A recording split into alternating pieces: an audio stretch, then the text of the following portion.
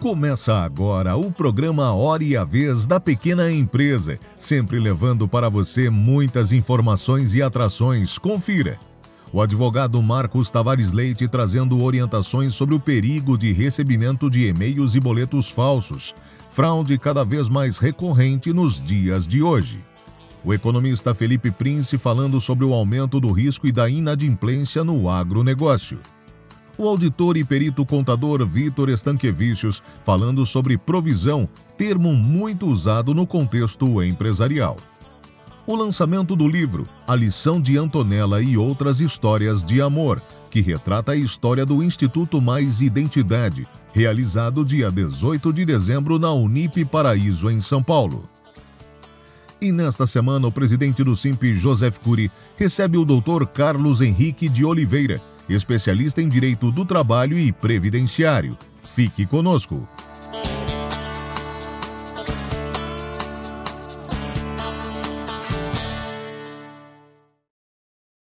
O lançamento do livro A Lição de Antonella e Outras Histórias de Amor, que retrata a história do Instituto Mais Identidade e as centenas de histórias sobre transplantes com modelagem 3D já feitas, foi realizado no dia 18 de dezembro no Anfiteatro da Unip Paraíso, em São Paulo, e foi uma noite muito especial.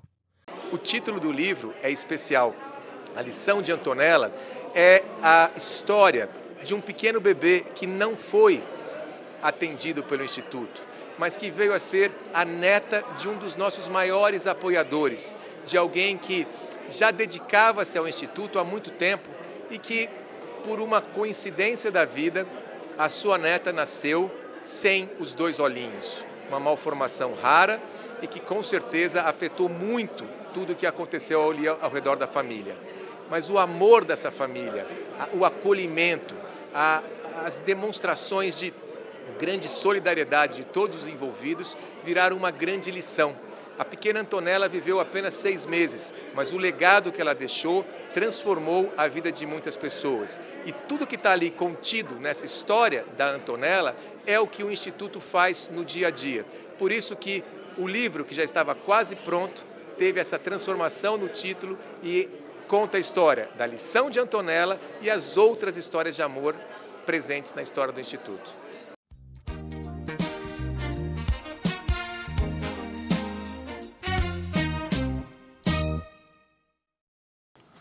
Olá, amigos do SIMP, eu sou Felipe Prince, economista e especialista em agronegócio. O crédito é uma ferramenta essencial para o crescimento do agronegócio brasileiro. Isso porque, na atividade agrícola, nós temos uma alta dependência da sazonalidade agrícola. Então, o produtor ele precisa de muitos recursos para fazer o plantio da sua safra, seja a soja, o milho, o café, o algodão, ou seja um pecuarista, e ele precisa de capital de giro para que ele consiga sustentar o seu fluxo de caixa até o período, que aí pode demorar de 4, 5 a 6 meses, depende muito da atividade agrícola, né?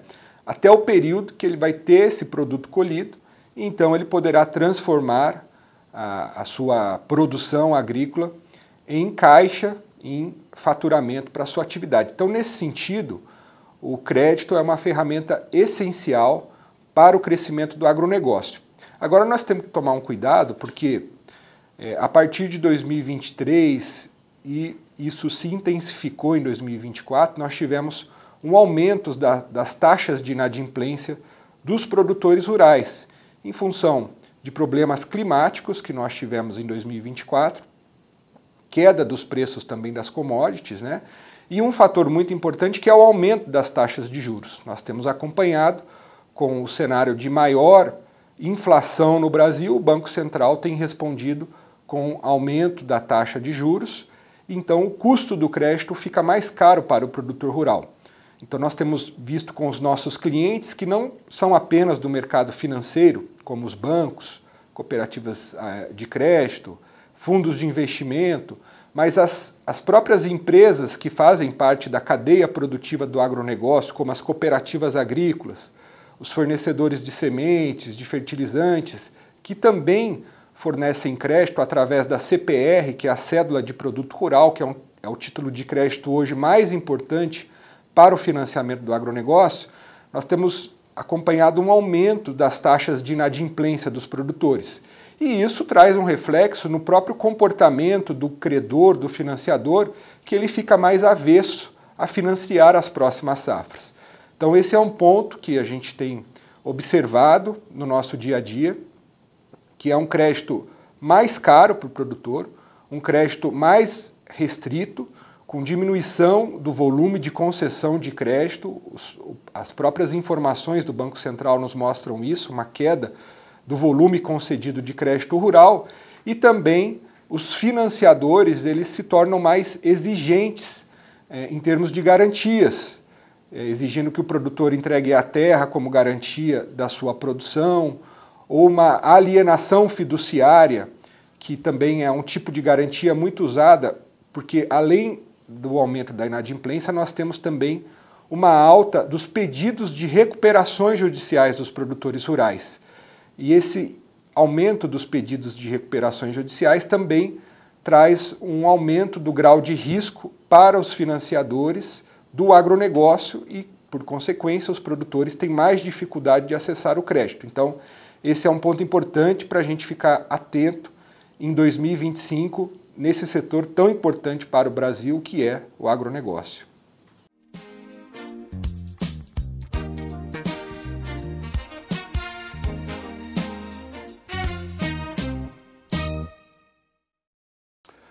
Você já ouviu o termo provisão, muito utilizado pela contabilidade nos termos empresariais?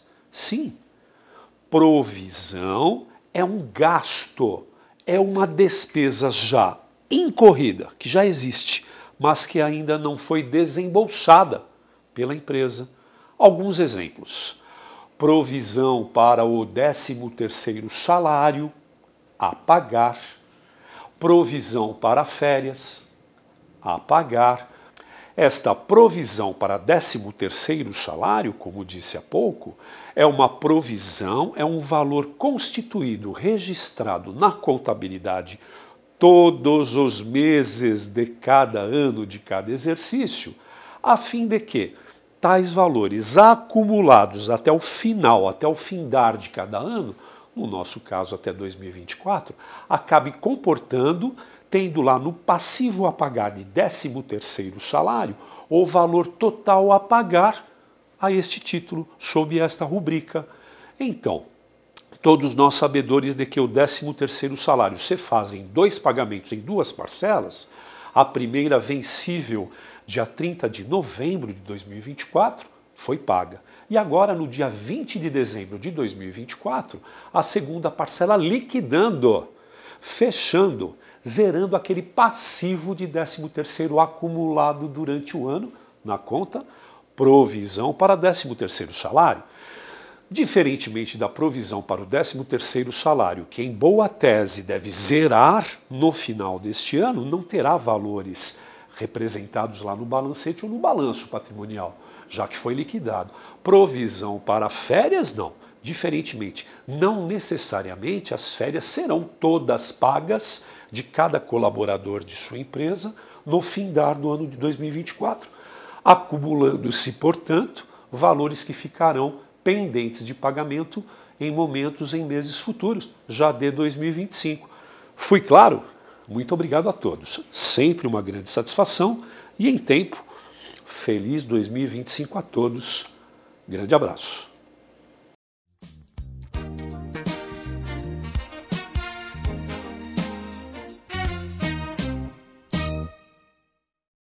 Nesse período de final e início de ano, aliás, durante todo o ano, mas agora a concentração é maior, muitos recebem e-mails, boletos, comunicados com informações sobre pagamentos pendentes, tributos em atraso e que não são verdadeiros. Aqui vai o alerta a todos os cidadãos, não só ao empresário da micro e da pequena empresa, mas a todos, pessoas físicas e jurídicas. Muita atenção com essas informações falsas. Quando recebeu um e-mail que informa que existe uma pendência, que anexa um boleto, algum pagamento, às vezes até de tributos, preste atenção em quem é o remetente, se ele realmente é um remetente legítimo, que tipo de e-mail que está lá embutido. Na dúvida, consulte seu contador quando se tratar de uma questão fiscal ou tributária. É comum receber boletos que estão disfarçados de multa, de tributos, às vezes de pagamento a fornecedores. Portanto, fiquem muito atentos a tudo isso. Também, na hora que abrir isso, na hora de fazer o pagamento, ainda que se pareça que seja legítimo aquele documento, preste atenção, quando for fazer o pagamento através de um código de barras, quem é o efetivo beneficiário daquele pagamento. Muitas vezes aquilo que está disfarçado como se fosse um tributo, o IPTU, até mesmo um pagamento de multa ao Detran, quando vai ver, o beneficiário é uma pessoa física ou uma pessoa jurídica que não tem nenhum vínculo com esses dados. Portanto, muita atenção. Na dúvida, consulte um profissional. Consulte quando vem um boleto, alguma coisa desse tipo, de um e-commerce, por exemplo. Entre no aplicativo, entre no site, tenha certeza de que aquele valor é legítimo, de que aquela cobrança é real e destinada a um pagamento adequado. Consulte profissionais e esteja alerta ao e-mail de origem, ao código de barras, ao resultado do beneficiário final, para que não faça um pagamento indevido, não seja vítima de tantas fraudes que nós vemos hoje na internet e até mesmo em mídias sociais. O SINP trabalha nesse sentido para manter a regularidade, trazer segurança jurídica, segurança financeira para todos os contribuintes, para todos os cidadãos. Entrevista da semana. Nosso convidado de hoje é o Dr. Carlos Henrique de Oliveira, especialista em Direito do Trabalho e Previdenciário. É um prazer tê-lo conosco. Prazer é todo meu, agradeço muito o honroso convite. Vamos falar um pouquinho sobre a reforma tributária. Vamos. Como é que o senhor encara ela? É benéfica para o país, não é? Qual é o primeiro a nível geral? Depois nós vamos esmiuçar um pouco. A reforma tributária é o famoso mal necessário.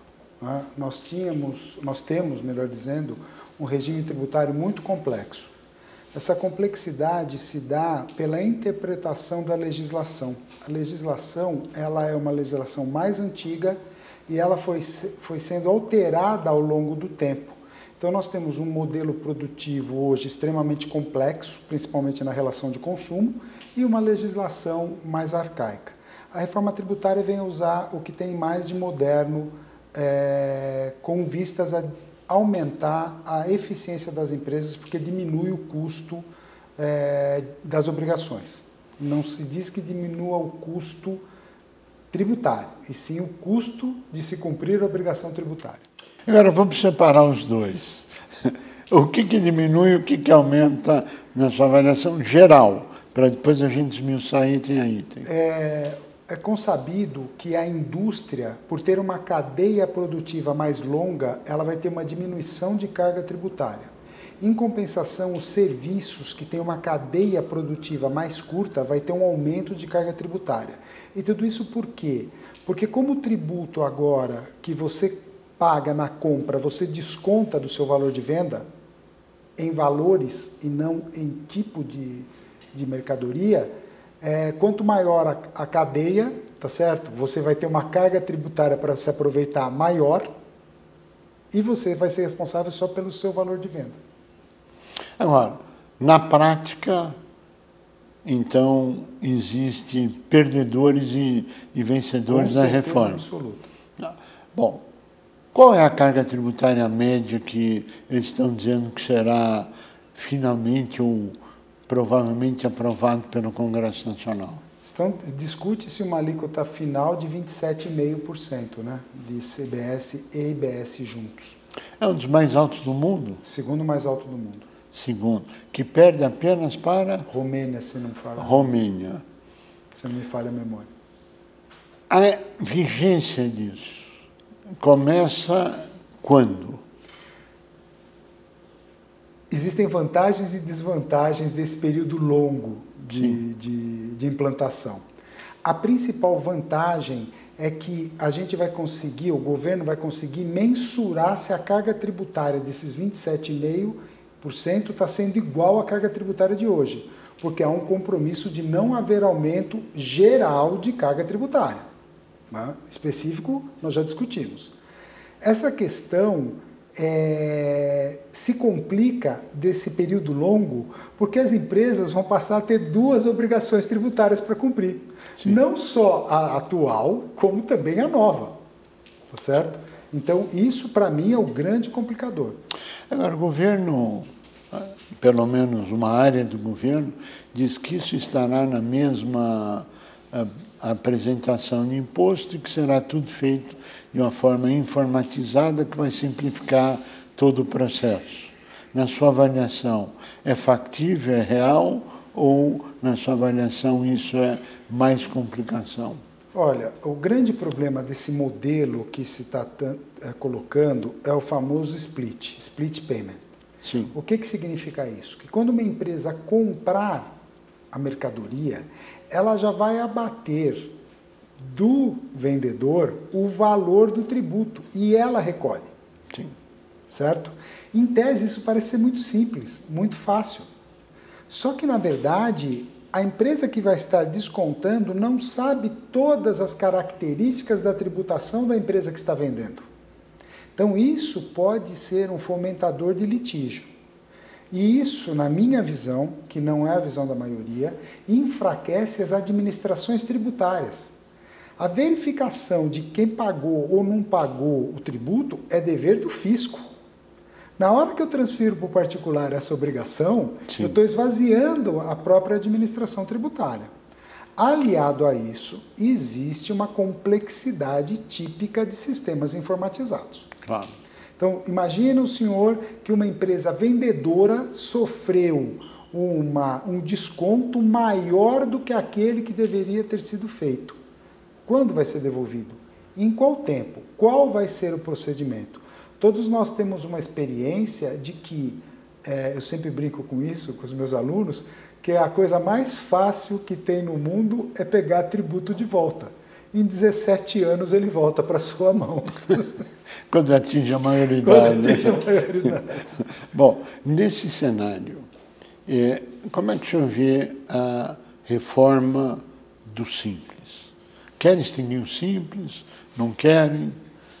Eu sou um ardoroso defensor do sistema de tributação pelo Simples Nacional e principalmente por toda a legislação que favorece as micro e pequenas empresas.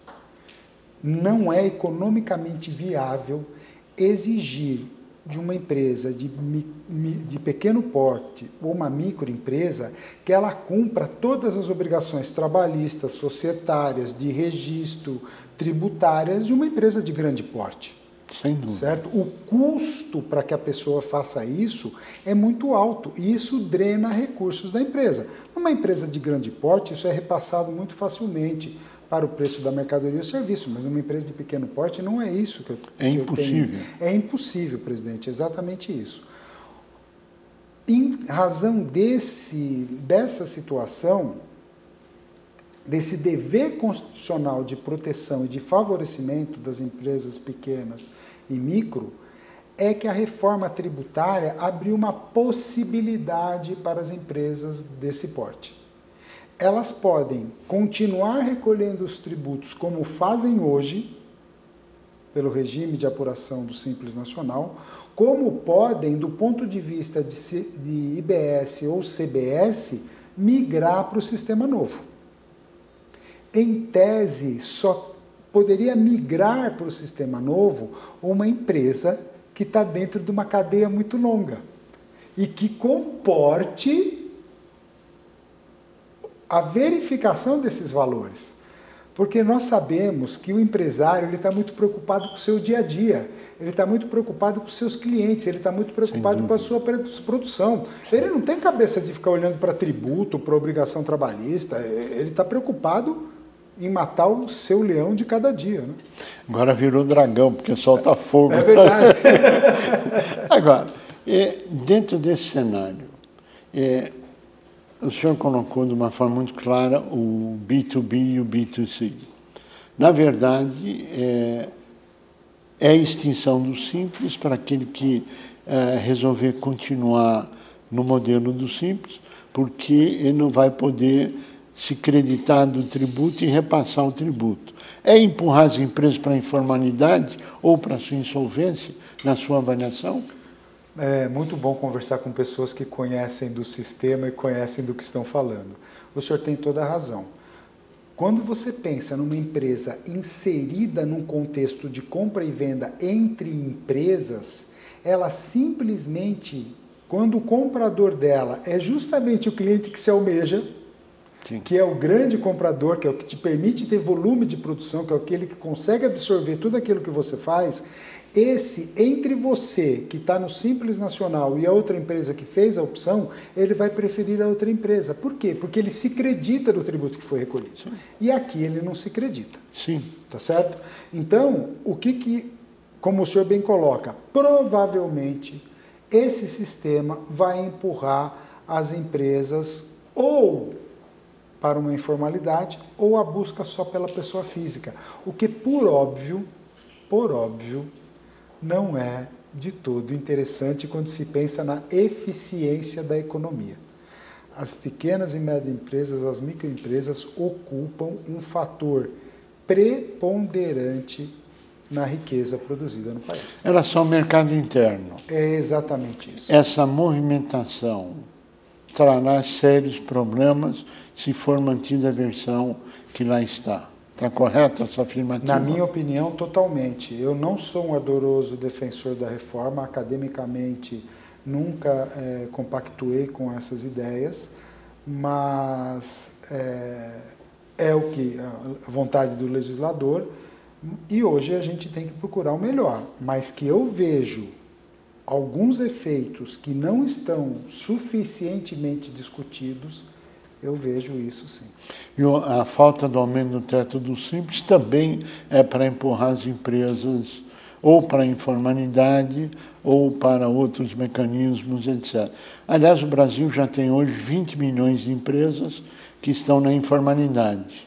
A ser aprovado como está, teremos um número maior de empresas na informalidade do que na legalidade. Isso é um efeito deletério, né? E isso vai muito de uma visão que as empresas, que o regime, que a instituição do Simples Nacional é uma renúncia tributária, é uma renúncia fiscal. Obviamente que não. Muitos países têm uma carga tributária muito menor que a do Brasil, mas muito menor que a do Brasil. E isso é muito fácil de se entender. Tributo reduz, o tributo está embutido no preço e ele reduz a capacidade da pessoa física em consumir. Sim. Ou seja, como ele reduz essa capacidade, efetivamente eu tenho uma diminuição de atividade econômica. Sim. Então eu vou arrecadar menos do que se eu tivesse uma alíquota favorecida. E é isso que as pessoas não entendem. Elas simplesmente comparam. Se essas empresas que estão no Simples estiverem no lucro real, a arrecadação seria maior. Está comparando coisas totalmente diferentes. E a falta de informação e falta de conhecimento. Nós estamos chegando ao final do nosso tempo. Eu pediria as suas considerações finais. Olha, eu gostaria mais uma vez de agradecer. Foi um prazer estar aqui, estou sempre à disposição e vamos torcer para que, no fim, o melhor seja escolhido pelo legislador como lei para a gente cumprir. Vamos trabalhar para mudar o que está aí, Com não é? certeza. Dr. Carlos Henrique de Oliveira, queremos agradecer muito a sua participação, ao conhecimento acumulado transmitido, desejando pleno sucesso na sua carreira como professor e profissional. A você que esteve conosco, nosso mais profundo agradecimento, com a certeza que estaremos juntos na semana que vem. Até lá!